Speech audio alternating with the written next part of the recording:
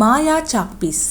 గోపాలపట్నం అనే గ్రామంలో తులసి అనే ఒక మహిళ తన కూతురైన కావ్యతో కలిసి నివసిస్తుంది. అయితే కావ్య తండ్రి చిన్నప్పుడే చనిపోవడంతో తులసి కూరగాయలు అమ్ముతూ కావ్యని చదివిస్తుంది. అలాగే కావ్య చాలా చురుకైన పిల్ల మరియు బొమ్మలు బాగా గీస్తుంది. అయితే చదువుల్లో మాత్రం అంత గొప్పగా మార్కులు వచ్చేవి కావు. ఇలాంటి పరిస్థితుల్లో ఒక రోజు తులసి కాయగూరలు అమ్ముతూ ఉన్నప్పుడు అటుగా వెళ్తున్న గిరి అనే లెక్కల మాస్టర్ ఎదురుపడతాడు. నమస్కారం మాస్టర్ గారు. నమస్కారం అమ్మా. మా అమ్మాయి కావ్య ఎలా చదువుతుందండి? కావ్య చురుకైన పిల్లే, కాకపోతే ఇప్పుడు 10వ తరగతి కాబట్టి ఇంకా బాగా కష్టపడి చదవాలి. తండ్రి లేకపోవడం అదలా తయారైంది. రేపటి నుంచి దసరా సెలవులు కదా, ఇక పుస్తకాలన్నీ పక్కన పడేస్తుందేమో. అప్పుడే తులసికి ఒక ఆలోచన వస్తుంది. అదేంటంటే ఈ 10 రోజులు తన బిడ్డను మాస్టర్ వద్దకు ట్యూషన్ కి పంపాలని అనుకుంటుంది. అదే విషయం మాస్టర్ తో చెప్పగా, అలాగే పంపండి, ఏదో విధంగా తనకి చదువు మీద శ్రద్ధ కలిగేలా చేస్తాను అని మాస్టర్ తులసికి మాట ఇవ్వడంతో ఆమె చాలా సంతోషపడుతుంది. ఇక మాస్టర్ అక్కడి నుండి బయలుదేరి తన ఇంటికి చేరుకుంటాడు. అయితే అతడితో పాటు ఈ ఇంట్లో తన తల్లి కూడా ఉంటుంది. ఆమె వయసు పైబడ్డంతో ఎక్కువగా తన గదిలోనే ఉంటుంది. అమ్మా, టాబ్లెట్లు వేసుకున్నావా? నేను బాగానే ఉన్నాలే, కొంచెం ఆ బీరువాలో ఉన్న బాక్స్ తీసివ్వరా? ఇప్పుడు ఆ బాక్స్ గురించి అడుగుతావేంటి? అసలు అందులో ఏముందమ్మా? ముందు నీ ఆరోగ్యం గురించి చూసుకో అని గిరి ఆమెతో నిద్రపోమ్మని చెప్పి అక్కడి నుండి వెళ్లిపోతాడు. అయితే ఆమె మాత్రం ఆ బీరువా వైపే చూస్తుంటుంది. మరోవైపు సాయంకాలానికి తులసి కూరగాయలమ్మేసి ఇంటికి చేరుకోగా కావ్య పుస్తకాలు ఎదురుగా పెట్టుకుని పేపర్స్ మీద బొమ్మలు గీస్తూ ఉంటుంది. అది చూసిన తులసి తన బిడ్డ వద్దకొచ్చి, మొదలు పెట్టావా తల్లి పిచ్చి గీతలు గీయడం? కాసేపు చదువుకుందామని లేదు, రేపటి నుండి మాకు సెలవులు కదమ్మా, అప్పుడు చదువుతాలే. అప్పుడు తులసి లెక్కల మాస్టర్ ను కలిసిన విషయం చెప్పి అలానే రేపటి నుండి ట్యూషన్ కి వెళ్లాలని అంటుంది. ఆ మాట వినగానే కావ్య మొహం చిన్నబోతుంది. అయితే చేసేదేం లేక ఒప్పుకుంటున్నట్టు తల ఊపుతుంది. కావ్య ఒంటరిగా నడుచుకుంటూ ట్యూషన్ కి బయలుదేరుతుంది. ఏంటో మా అమ్మ సరదాగా ఫ్రెండ్స్ తో తిరుగుదాం అనుకుంటే ఇలా చేసింది అని తనలో తాను మాట్లాడుకుంటూ మాస్టర్ ఇంటికి చేరుకుంటుంది. అలా కావ్య ఇంట్లోకి వెళ్లి చూడగా అక్కడ మాస్టర్ కనిపించడు. దాంతో కావ్య అక్కడున్న సోఫాలో కూర్చుంటుంది. సరిగ్గా అదే సమయంలో సడన్ గా గ్లాస్ పగిలిన సౌండ్ రావడంతో కావ్య ఉలిక్కిపడి సౌండ్ వచ్చిన గది దగ్గరికి పగిలిన గాజు ముక్కలు, మంచం మీద ఉన్న గిరి తల్లిని చూస్తుంది. అయితే కావ్య మెల్లగా లోనికి అడుగుపెట్టి, అయ్యో ఏమైంది బామ్మ? అనుకోకుండా చేయి తగిలి పగిలిపోయింది తల్లి. ఇంతకీ నువ్వెవరు? నా పేరు కావ్య. నేను మాస్టర్ గారి దగ్గరకు ట్యూషన్ కోసం వచ్చాను, కానీ మాస్టర్ బయటకు వెళ్ళినట్టున్నారు అని కావ్య మాట్లాడుతూ ఉంటే బామ్మ కాసేపు ఆలోచించి తనకొక సాయం చేయమని కావ్యను అడుగుతుంది. దానికి కావ్య కూడా సరే అని ఒప్పుకోవడంతో అక్కడున్న బీరువాలో నుండి ఒక బాక్స్ తీసివ్వమని బామ్మ అంటుంది. అప్పుడు కావ్య బీరువా తెరిచి అందులో ఉన్న ఒక చిన్న బాక్స్ తీసి బామ్మకిస్తుంది. అప్పుడు బామ్మ నవ్వుతూ, దీన్ని మళ్ళీ చూస్తా అనుకోలేదు తల్లి, అంతలా ఇందులో ఏముంది బామ్మ?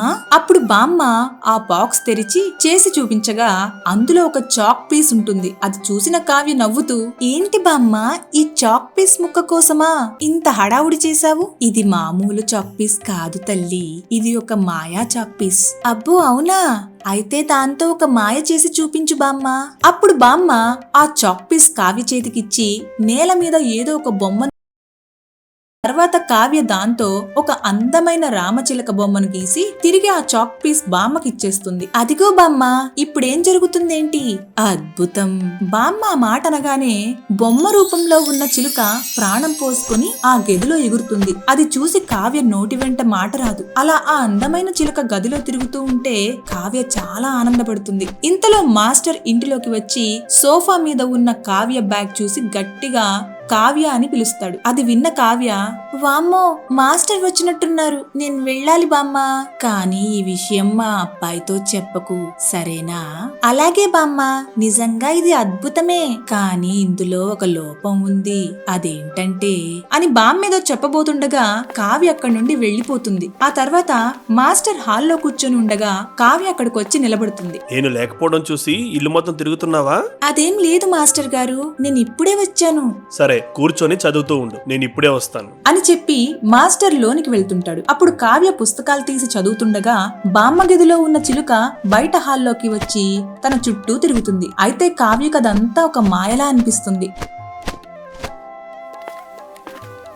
అలా కొద్దిసేపు మాస్టర్ తో చదువు చెప్పించుకుని ఆ తర్వాత ట్యూషన్ పూర్తయ్యాక ఆనందంగా కావ్య తన ఇంటికి చేరుకుంటుంది. ఏంటి తల్లి చాలా ఆనందంగా కనిపిస్తున్నావు? ట్యూషన్ నచ్చిందా నీకు?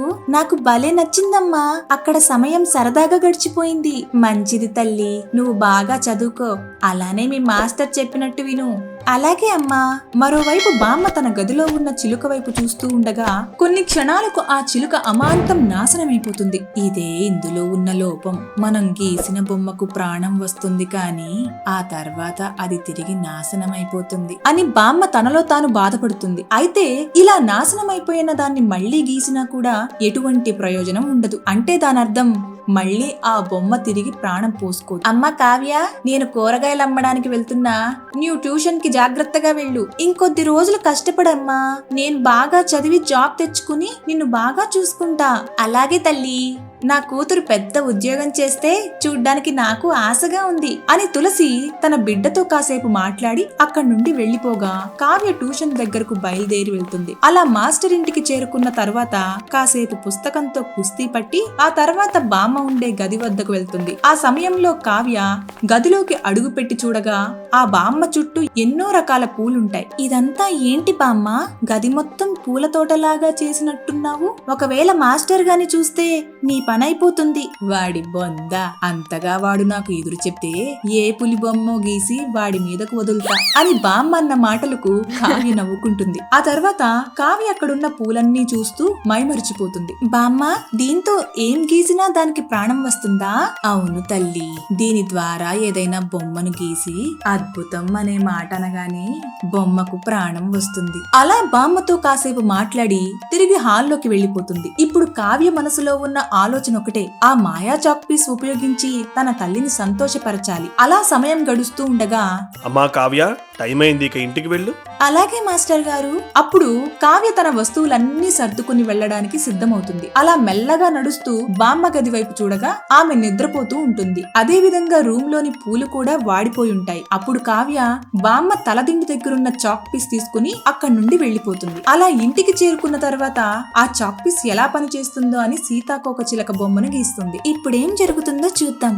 అద్భుతం అని కావ్య అనగానే అది ప్రాణం పోసుకొని తన చుట్టూ తిరుగుతూ ఉంటుంది.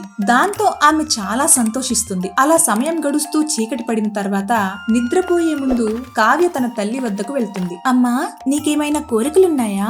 నాకేం కోరికలుంటాయి తల్లి, నువ్వు సంతోషంగా ఉంటే చాలు. ప్లీజ్ అమ్మా, సీరియస్ గా అడుగుతున్నాను చెప్పు. ఒకవేళ నువ్వు కోరుకున్నది తెల్లవారేసరికల్లా జరగొచ్చేమో, ఎవరికి తెలుసు. అప్పుడు తులసి బాధగా కావ్యతో, మన జీవితంలో ఉన్న వెలితి ఒక్కటే తల్లి. మీ నాన్న మనతో పాటు లేకపోవడం. ఆయనే గాని ఉంటే మనం ఇంకా చాలా ఆనందంగా ఉండేవాళ్ళం. ఆ సమయంలో తల్లి మాటల్లోని బాధను కావ్య అర్థం చేసుకుంటుంది. అలా మాట్లాడుకున్న తర్వాత ఇద్దరూ నిద్రపోతారు. అయితే అర్ధరాత్రి సమయం దాటిన తర్వాత కావ్య నిద్రలేచి ఇనుప పెట్టెలో ఉన్న తన తండ్రి ఫోటోను బయటకు తీస్తుంది. నాన్న, ఈ మాయా చాక్ పీస్ తో నీకు తిరిగి ప్రాణం పోస్తా అని కావ్య తన తండ్రి బొమ్మని గీయాలని అనుకుంటుంది. అయితే ఆ చాక్ పీస్ లో ఉండే లోపం తెలియని కావ్య ఎలాంటి పరిస్థితిలోకి అడుగు పెడుతుందో చూడాలి.